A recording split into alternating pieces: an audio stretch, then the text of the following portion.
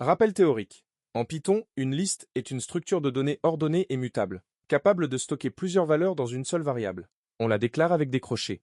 Ports égales 80, 443, 22, 21. Pour parcourir une liste, on utilise principalement la boucle for.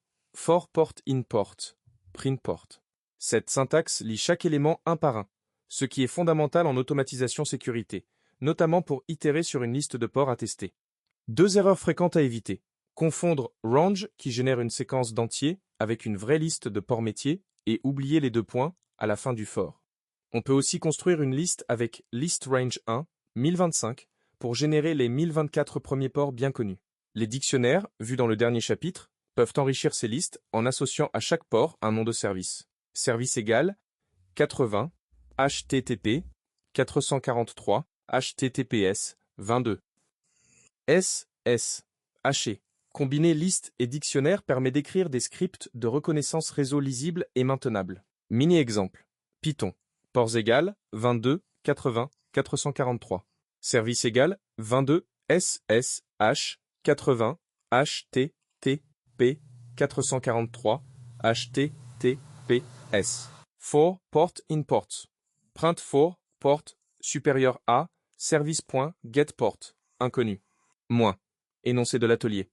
Dans cet atelier, vous allez construire un script Python autonome qui crée une liste de ports réseau représentatifs, la parcourt et affiche des informations utiles sur chaque port.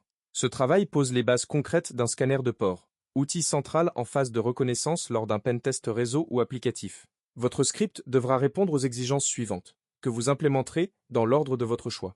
Étape 1. Définir la liste de ports. Créer une liste Python nommée ''port-cible'' contenant au minimum 10 ports choisis parmi les ports bien connus, 0023, et quelques ports non standards, EXI, 8080, 8443, 3306, 5432. Justifiez brièvement dans un commentaire inline pourquoi chaque port est pertinent d'un point de vue sécurité. Étape 2. Associer un service à chaque port. Créer un dictionnaire ''service-bas'' connu qui mappe les numéros de ports vers leur nom de protocole service. Existe.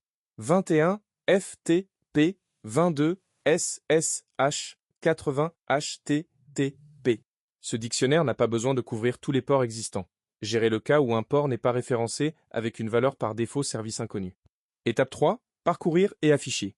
Parcourez port-bas cible avec une boucle for et, pour chaque port, affichez une ligne formatée du type port 80, service, HTTP statut attesté. Le statut sera statique pour l'instant attesté. Étape 4. Filtrer les ports sensibles. Ajoutez une logique conditionnelle pour identifier les ports considérés comme particulièrement sensibles dans un contexte sécurité. Vous définissez vous-même la liste des ports sensibles. Exact. 21, 23, 3389. Pour ces ports, affichez un message d'alerte supplémentaire. Danger. Port sensible détecté. Étape 5. Générer un rapport texte. Sauvegardez la sortie du script dans un fichier rapport-bas port.txt en réutilisant les techniques de manipulation de fichiers vues dans les ateliers précédents.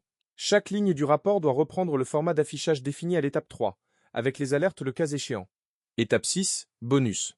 Générez dynamiquement une liste des 1024 premiers ports avec range, parcourez-la, et n'affichez que ceux qui sont référencés dans votre dictionnaire ''service-bas''.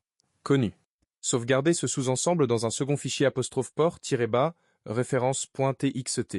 Prenez le temps de tester votre script, de relire votre code pour vérifier la lisibilité et d'ajouter une docstring en tête de fichier décrivant l'objectif du script. Bonne pratique vue dans le chapitre précédent.